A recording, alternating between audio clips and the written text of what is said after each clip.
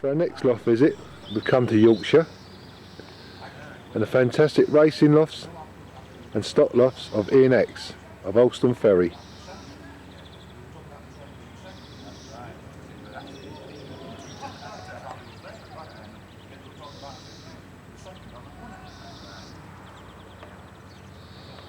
Thanks very much for having me out to see the pigeons today, Ian. How long have you been in the sport?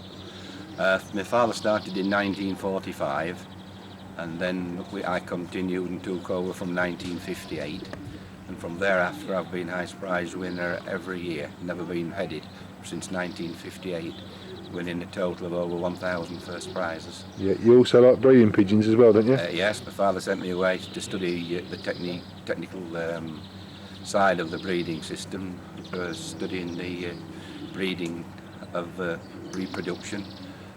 It was instead, that was mainly for the poultry side actually. Yeah. And then of course I followed the similar pattern with the poultry, genetically breeding, which has been most successful. We're inside the stock loft now, Ian. Yes. How many families of pigeons have you got here? 10 pairs, 10 different breeds. Yeah, and all in individual? Yes, there's with 8 pairs of different families in each section. I've got the grill floors, so the dropping go through, automatic drinkers, a header tank at the top, if we ever want to treat them for any medication whatsoever, we can pop it in through the header tank and it comes through into the drinkers. The feeder goes on here so it doesn't get foul inside. Yeah, when did you found the stud?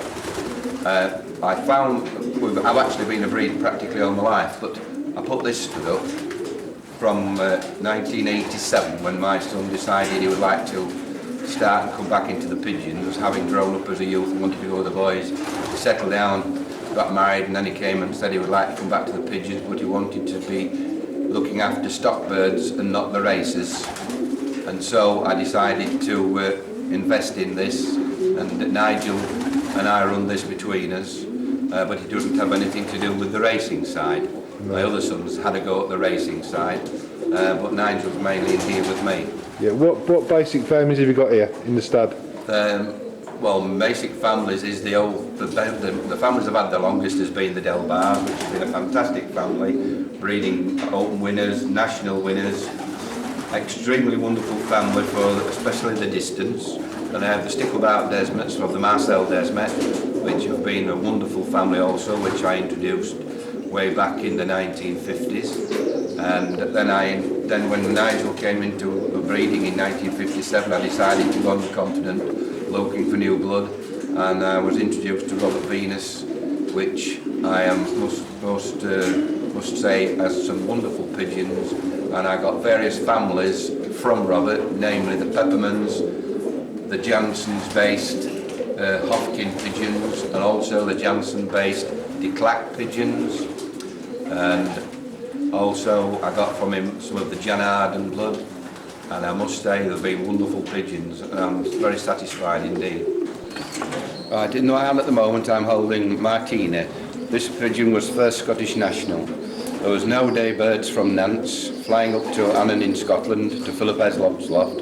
This pigeon I bred for Philip in 1989, and he raced it, and it achieved the distinction of winning the first Scottish national in Nantes, 540 miles approximately.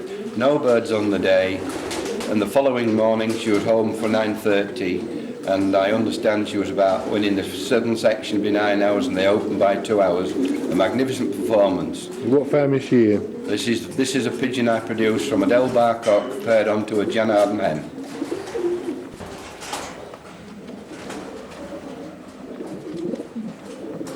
This is a scene inside one of the stock sections. This section contains Delbar pigeons. But I must say they look real quality.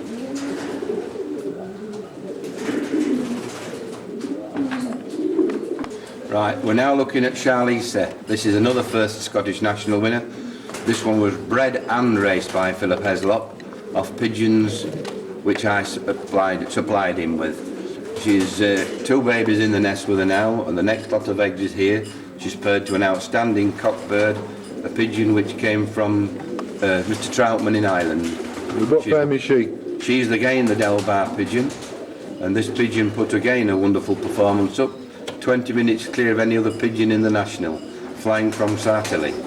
Beautiful hen, isn't she? Yeah, she's superb.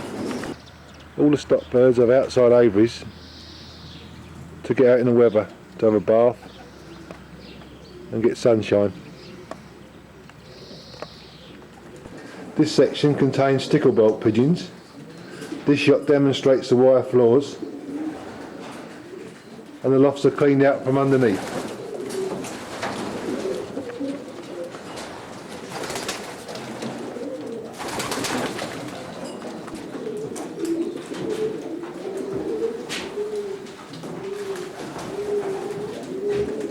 I've really enjoyed this visit to the stock lofts. Now we're going to move on down to the racing lofts. We've moved on down to Ian's racing lofts now, and what a fantastic setup he's got. Got tremendous drop in. This loft is set in fields amongst lots of farmlands. Incredible place.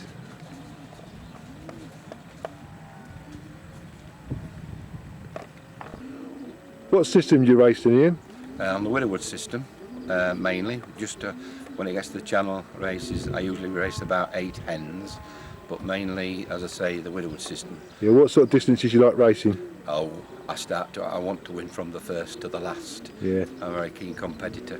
Yeah, do you find the Widowhood cocks come well on the distance? Extremely well, yes. Last year, a wonderful season once again, winning the Old Bird average, the Channel average, the Young Bird average, the Combine average, all in the Federation. Well done, mate. Wonderful performance. Yeah. Also, likewise, previous year. That's a nice blue cock. Ian, what's that one? Yes, this is one of the Hofkin pigeons. But it's a wonderful family. They use Hofkins, as I was saying before.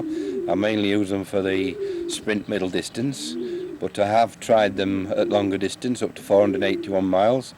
And as it happens, I was first club, first federation, first combine with this pigeon. This pigeon happens to be the full brother to that one. This pigeon's already had 6 firsts. The parents of this pigeon have bred 11 first federation winners. A truly magnificent pair of, well, I call them the golden breeding pair, which produced this pigeon. Yeah. Fantastic pigeons. Got lovely feathering. Looks like he's got lovely feathering. Yes, that one. He's a wonderful cock. Very intelligent in the loft. You can go and he'll peck his way against. This is a scene inside one of Ian's Widowhood lofts. How many cocks do you race in, Ian? A total of 60 cocks, and I race in 3 clubs. So I'm only sending in the region of 12 pigeons a week, 12 to 15 cockbirds a week in either club. And then obviously there's no one can be saying I'm mob flying, and there's numerous occasions we've been highest prize winning all 3 clubs in one season, plus highest prize winning in a federation. The stock, well, they're in wonderful condition, and fortunately I've been a stockman all my life, which probably is an advantage against a lot of the members who I race against. When do you pair your races up then, Ian? I usually pair them up when I get back from the Blackpool show, which is approximately the 3rd week in January, the Widowhood cocks. I put them all together, whether it be for inland racing or the channel. They're all treated just the same. Yeah. When do they go on the Widowhood? After their first round of babies? No, what I've normally done, I've let them have the first round of babies and then let the hens lay the second round of eggs. And when they've been sitting 6 to 8 days, I remove the hen and leave the cock to run the nest, and they're on the Widowhood system. Do you train them in? Of the season. Do you train them in? We start to train them, weather permitting, yes. I'm not a big believer of long distance training. I mainly go up to 40 miles and then I revert back to 17 miles. But the Widowhoods, of course, don't need a lot of work. Once they've had the first 2 races, it's very rare they go in the basket again. Yeah. Do you break them down?